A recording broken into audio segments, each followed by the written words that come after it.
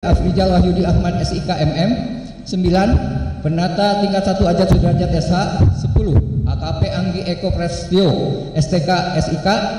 11. Ibda Sumardi SHMH.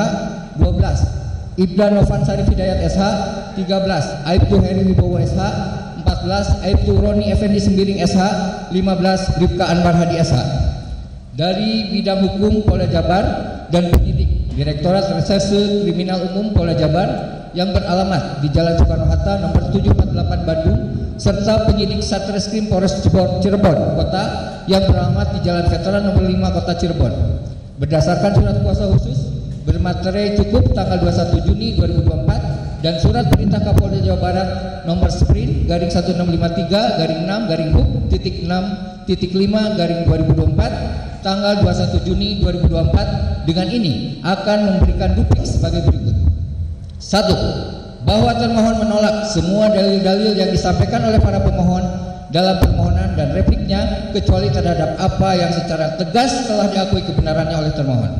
2. Bahwa termohon tetap pada pendirian semula sebagaimana dimaksud dalam dalil-dalil jawaban tertanggal 2 Juli 2024. 3. Bahwa setelah mempelajari replik yang disampaikan oleh pemohon, termohon berpendapat bahwa replik tersebut tidak dapat mematahkan dalil-dalil yang disampaikan oleh termohon dalam jawaban tertanggal 2 Juli 2024. 4. Bahwa dalam jawaban tertanggal 2 Juli 2024, termohon telah sampaikan kronologis penanganan perkara dan tahapan-tahapan yang telah termohon lakukan dalam menangani perkara sebagaimana yang telah termohon bacakan dalam jawaban tersebut.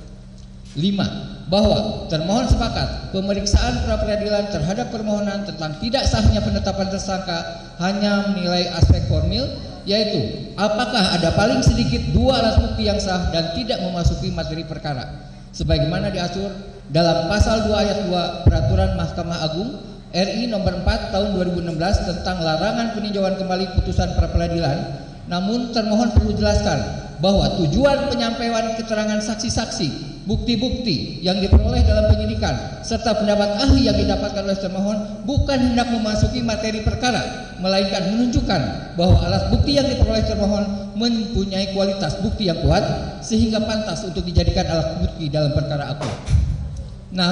Bahwa benar termohon berdasarkan surat daftar pencarian orang atau DPR nomor DPO garing 88 garing 9 garing 2016 garing di Treskrim tanggal 15 September 2016 telah menetapkan bahwa Peggy alias Peron masuk dalam daftar pencarian orang bersama dengan saudara Andi dan saudara Dani, yang mana hal tersebut termohon lakukan sesuai dengan apa yang dipertimbangkan oleh majelis hakim yang mengadili dan memutus perkara pidana nomor 16 garing Pitsus strip anak garing 2016 garing 6 PN Cirebon tanggal 10 Oktober 2016. Perkara pidana nomor 03 garing PID garing PID titik B garing 2017 garing PN Cirebon tanggal 26 Mei 2017 dan perkara pidana nomor 04 PID titik B garing 2017 garing PN Cibino garing Cirebon PN Cirebon tanggal 26 Mei 2017. Atau dengan kata lain, termohon dalam menetapkan pemohon dalam daftar pencarian orang atau DPO sesuai dengan pertimbangan ketiga putusan dimaksud.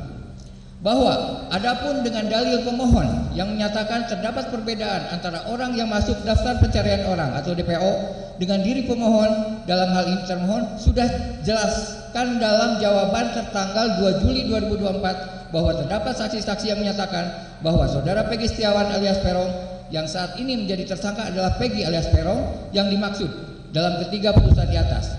Keterangan saksi-saksi yang telah dilakukan pemeriksaan tersebut di atas diperkuat dengan adanya bukti-bukti yang telah dilakukan penyitaan dan juga dikuatkan dengan keterangan ahli Inafis saudara Eko Wahyu Bintoro SH MKOM, sehingga sangat tidak beralasan hukum apabila pemohon mendalilkan bahwa ada perbedaan antara Peggy Setiawan alias Peron yang saat ini dianggap berbeda dengan Peggy alias Peron dalam ketiga putusan tersebut. 7. Bahwa pelaksanaan gelar perkara di dalam jawaban termohon tanggal 2 Juli 2024 pada halaman 5 angka 7 mencantumkan pelaksanaan gelar perkara pada tanggal 21 Mei 2024, sedangkan di halaman 36 huruf B termohon mencantumkan tanggal 19 Mei 2024. Perlu termohon jelaskan bahwa pelaksanaan gelar perkara di halaman 36 huruf B sudah dilakukan perbaikan atau renvoy dan telah disetujui oleh pemohon di muka persidangan di hadapan hakim. 8. bahwa terkait dengan dalil pemohon yang menyatakan penetapan tersangka terhadap pemohon adalah tidak sah karena tidak didukung dengan 2 alat bukti, terhadap dalil tersebut telah kami sampaikan dalam jawaban bahwa penetapan tersangka terhadap pemohon telah berdasar pada alat bukti sebagaimana dimaksud dan ditentukan dalam pasal 184 KUHP, yaitu adanya keterangan saksi-saksi, keterangan ahli, dan bukti berupa visum et repertum dan beberapa putusan pengadilan yang telah berkekuatan hukum tetap. Bahwa terkait dengan ketiga putusan dari Pengadilan Negeri Cirebon yang telah berkekuatan hukum tetap, ahli pidana yang telah dimintai pendapatnya oleh termohon menyatakan bahwa ketiga putusan tersebut tidak ditemukan adanya dissenting opinion atau pendapat berbeda oleh hakim dari sisi substansi yang mempengaruhi perbedaan amar putusan. Artinya, hakim berdasarkan keyakinannya telah meyakini bahwa para terdakwa telah divonis berdasarkan kebenaran material yang sesungguhnya, sehingga ahli berpendapat jika diikat dengan satu keterangan dari saksi Sudirman bin Suratno yang disampaikan di luar persidangan yang telah diputus tersebut tidak mempengaruhi kekuatan putusan telah ingkrah atau berkekuatan hukum tetap tersebut. Saya lanjutkan dengan silakan.